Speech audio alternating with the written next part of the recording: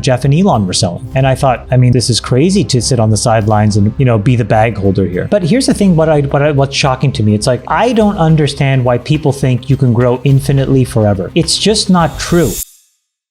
They have a little bit of a track record of this. So in 2018, it looked like there was going to be inflation, and Powell tried to get ahead of it, and he raised rates. The market completely collapsed, and they were looking, I think, at Chinese data at the time, and it looked like, China was going crazy. Then China completely turned over. It was a complete head fake. The economy wasn't rip-roaring. Inflation didn't exist. And they basically just curtailed a lot of investment and destroyed a bunch of value. So this time around, I think they're very sensitive to not correcting too quickly. But then the opposite thing happened, which is they probably waited a little too long. And now, we're correcting too slowly, too late into the cycle. And we're just sort of digesting that reality. I think that we're probably, to be honest with you, we've puked it all out for the most part, in my opinion. You have to remember, right? Like, the big difference between now and even 10 and frankly, more importantly, 20, 30, 40, 50 years ago is how many computers are involved that trade, how much passive money is involved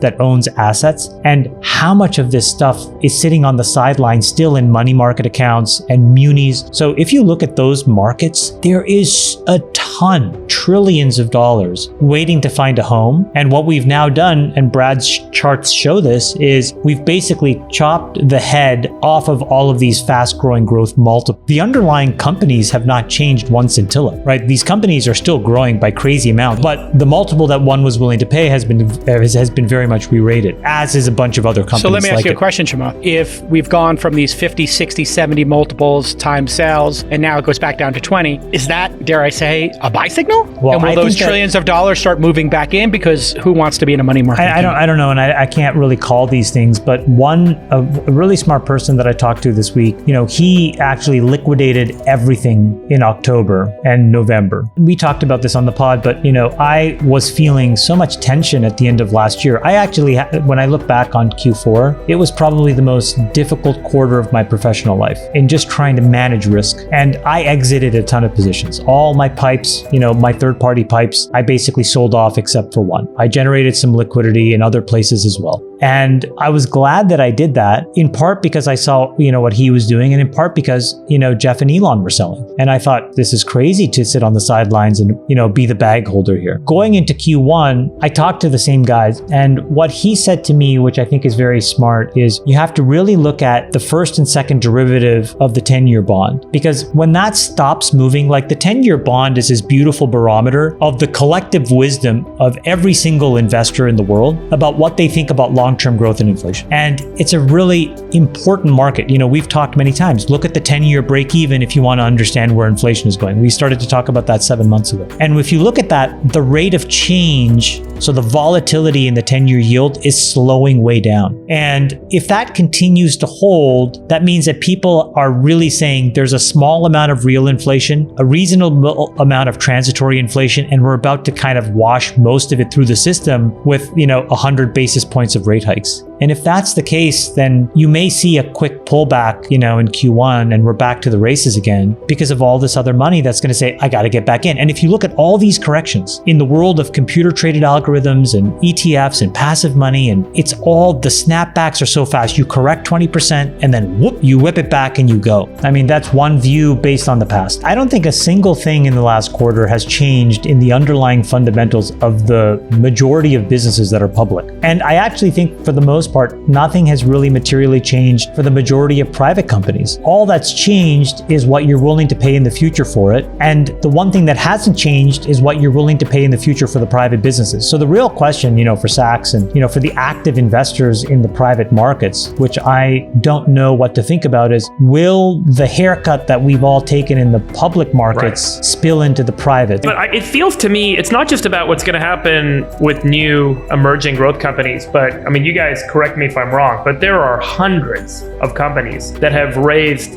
billions of dollars at valuations that if they look in the public markets now, they are never actually going to achieve if they were to go public in the next 3, 4, 5 years based on their projections. There are 900 unicorns right now. Once you get to, look, it's one thing to be a $200 million company and sell to Microsoft or whatever, but when you're $1 billion company, Paul Graham wrote this great essay, he's a founder of Y Combinator, and, he has this very simple, framework of looking at companies, which is your default dead or your default alive. And when you're losing money as a company and you're burning enormous amounts of cash, you're default dead. Now, if you're growing fast enough, default dead is a great strategy for value creation. But at some point, everybody around you will expect you to be default alive. And what that means is that the cost of what you do are less than the revenues you bring in when the result are profits. And even then, that's not good enough. I don't know if you guys saw, but if you look inside of big tech, I was shocked to find out that, for example, companies like Microsoft specifically and Apple,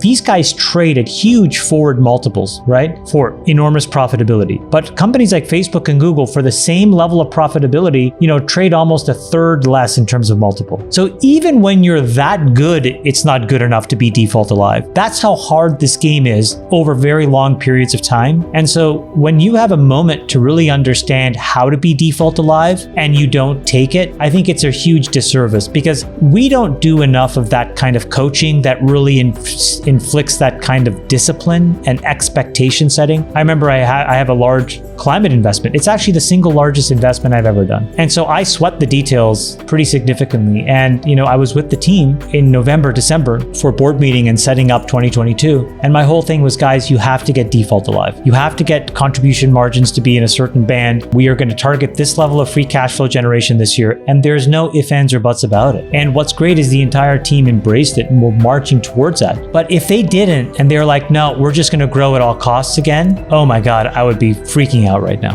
Number one is, can you make a product? Number two is, do people want to buy your product? Number three is, can you make a positive gross margin selling that product to those people? Number four is, can you make a return on the marketing dollars you have to spend to generate that gross profit? Meaning, can LTV exceed CAC? And number five is, can you scale the amount of money you deploy to grow your business such that as you grow, the return goes up, not down? If those are the five kind of things you can accomplish in that order, you can build the next Google. And then the sixth thing is, can you be a platform, which is meaning can you transition to being a multi-product company that gets leverage out of the user base or the technology that you've built? And so, if you kind of think about multiple revenue streams, more multiple revenue streams using the same customer base or multiple products or, whatever. And so if you can achieve those six things in that order, every step of the way, every increment you can make across that spectrum drives significant value as a business. Ultimately, what the multiple on your business will be is purely going to be a function of what else is going on in the world, things that you cannot control. And so if you're driving your decisions about building your business using that first rubric, good for you, you're going to succeed, you're going to have money available to you, awesome. If you're driving your decisions based on what the market is telling you to do and what the market is saying is available to you and money and all that sort of stuff, you're setting yourself up to basically be, blown But out. are you also saying to be independent of valuation? Yeah, I'm always of the opinion that you shouldn't raise money beyond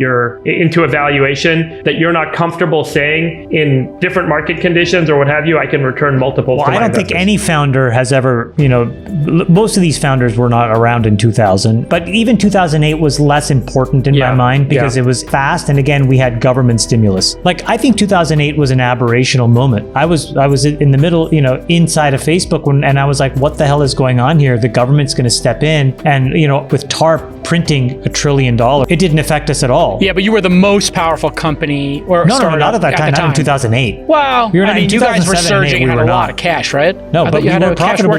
Here's the thing that people don't realize with Facebook. Google was profitable from day one too. Yep. We were always default alive. I want every single person listening to this to understand this, okay? We sold poker ads for party poker in big banner ads on Facebook and we made money. Yeah. You got the bag. You got yourself independent. We were profitable, okay? So I don't buy this argument. That argument of unprofitable growth is a vestige of fund dynamics and VCs who want to raise larger and larger funds to line their pockets with fees. It's a function of what I mentioned before, which is if you can think about the context of a portfolio of those bets, it makes sense. But if you think about your business, it doesn't make sense. In 2000, that didn't make sense. You could not run an unprofitable growth business. The money would not have been there. Right. And the real reason is that was a market check, meaning you had people reallocate allocating capital because risk rates were different. You could put money at 6% in the US 10-year bonds. Now, obviously you can't do that today. So maybe this cycle is just the new normal. And so, maybe you can always be default debt and be able to raise money because the incentives exist. But I wonder when that does stop. But here's the thing, what's shocking to me. It's like, I don't understand why people think you can grow infinitely forever. It's just not true. Even the best businesses in the world after 15 or 20 years are barely growing at 20%. People forecast Facebook and Google. Those are the two best businesses in the world.